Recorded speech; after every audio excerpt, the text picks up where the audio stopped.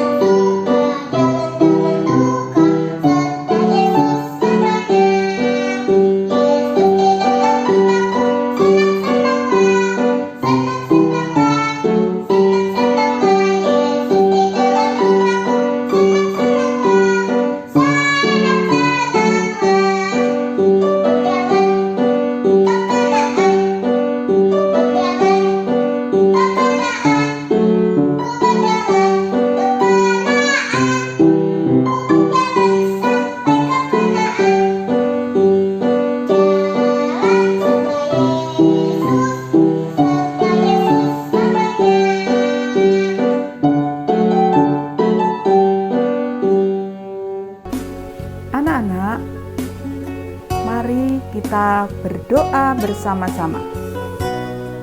Tuhan yang Maha Kasih, terima kasih atas kebaikan-Mu.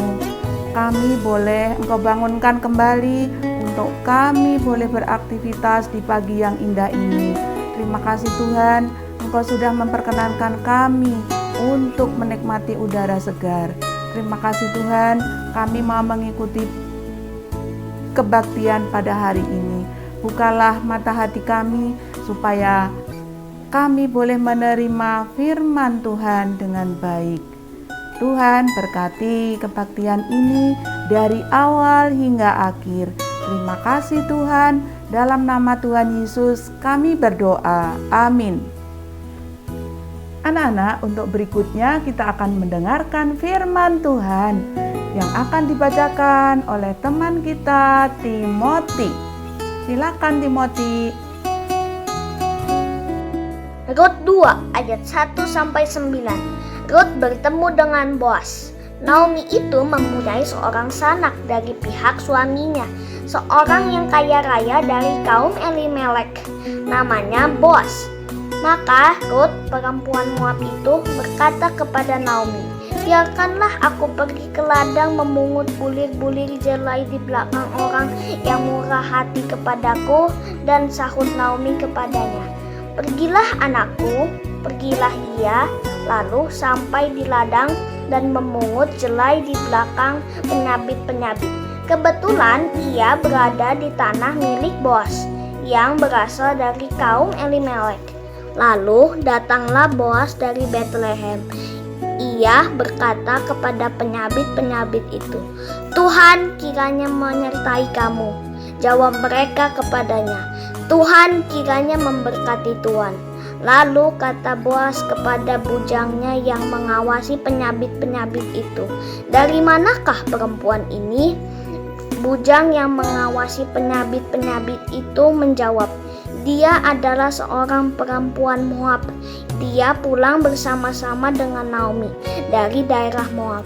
Tadi ia berkata, 'Izinkanlah kiranya aku memungut dan mengumpulkan jelai dari antara berkas-berkas jelai ini di belakang penyabit-penyabit.' Begitulah ia datang dan terus sibuk dari pagi sampai sekarang, dan seketika pun ia tidak berhenti." Sesudah itu berkatalah Boas kepada Rut, "Dengarlah dahulu anakku, tidak usah engkau pergi memungut jelai ke ladang lain, dan tidak usah juga engkau pergi dari sini, tetapi tetaplah dekat pengerja-pengerjaku perempuan. Lihat saja ke ladang yang sedang disabit orang itu. Ikutilah perempuan-perempuan itu dari belakang, sebab aku telah memesankan kepada pengerja-pengerja lelaki jangan mengganggu engkau. Jika engkau haus, pergilah ke tempayan-tempayan dan minumlah air yang dicedok oleh pengerja-pengerja itu. Anak-anak, sekarang kita akan mendengarkan firman Tuhan. Ya, cerita dari Rut 2 ayat 1 sampai dengan 9. Halo, ini adalah Rut. Halo, Dia adalah orang Moab. Ia bertemu dengan Naomi yang sedang menetap di Moab. Naomi mempunyai suami bernama Elimelek. Pada saat itu adalah musim untuk menuai jelai. biarkan aku pergi ke ladang, supaya aku dapat memungut bulir-bulir jelai di belakang orang yang murah hati kepadaku. Rut pergi ke ladang untuk memungut jelai. Dan ternyata ladang tersebut dimiliki oleh seorang kaya yang bernama Boas. Rut sedang memungut jelai di ladang milik Boas. Tiba-tiba Boas datang dan bertanya kepada para penyabit itu. Dari manakah perempuan ini? Dia adalah seorang perempuan Moab. Dia pulang bersama-sama dengan Naomi dari daerah Moab. Begitu ia datang, dia terus sibuk dari pagi sampai sekarang. Dan ia tidak mau berhenti. Setelah penyabit-penyabit itu berbicara kepada Boas, Boas pun menghampiri Rut dan berkata kepadanya, Hai Rut, kamu tidak usah memungut jelai di ladang orang lain. Dan janganlah engkau pergi dari sini. Jika kamu haus dan ingin minum, pergilah ke pekerja perempuanku untuk mendapatkan minum. Rut sangat senang sekali karena boleh memungut jelai di ladang Boas. Dia berterima kasih kepada Boas. Setelah itu, Boas menghampiri para penyabit-penyabitnya dan berkata kepada mereka, Di antara jelai-jelai tersebut, Rut boleh memungutnya. Dan jangan kamu ganggu dia. Tetapi kamu malah harus sengaja menjatuhkan sedikit-sedikit untuk dia pungut. Maka Rut memungut jelai sampai sore. Dan selama itu pula dia mengerjakan dan tinggal bersama Naomi. Anak-anak, cerita tadi diambil dari Rut 2 ayat 1 sampai dengan 9. Kalau menurut Clara, apa pesan firman Tuhan hari ini kepada teman-teman? Coba, menurut Clara apa? Silakan Clara. Teman, hari ini kita akan belajar tentang Rut 2 ayat 1 sampai 9. Siapa ya nama tokoh dari Rut 2 ayat 1 sampai 9? Ada Rut dan juga Boas. Kita mulai dari Rut terlebih dahulu ya.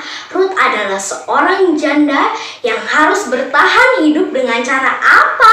Ia harus bekerja keras dari pagi hari sampai sore hari. Ia harus mengumpulkan sisa gandum yang tertinggal di ladang. Kita harus mencontoh Rut. Kita harus bekerja keras agar bisa meraih cita-cita kita. Selanjutnya adalah Boas. Boas adalah seorang yang kaya raya yang memiliki ladang. Walaupun kaya raya, ia mengizinkan Rut dan orang-orang yang tidak mempunyai agar bisa mengambil sisa gandum yang tertinggal di ladangnya. Wah, dia baik sekali ya, walaupun kaya raya. Nah teman-teman, kita harus mencontoh Boas. Kita harus bisa saling berbagi. Contohnya, kita memberikan makanan atau obat-obatan kepada anak yatim piatu. Nah teman-teman, kalau kita berbagi kepada sesama dan membahagiakan mereka, sama artinya kita membahagiakan Tuhan. Sekian cerita Rut 2 ayat 1 sampai 9. Bagus. Terima kasih Clara sudah memberikan pesan firman Tuhan hari ini kepada teman-teman. Oke. Rut adalah seorang pekerja yang keras. Tidak mudah menyerah. Tetap semangat dalam hidupnya.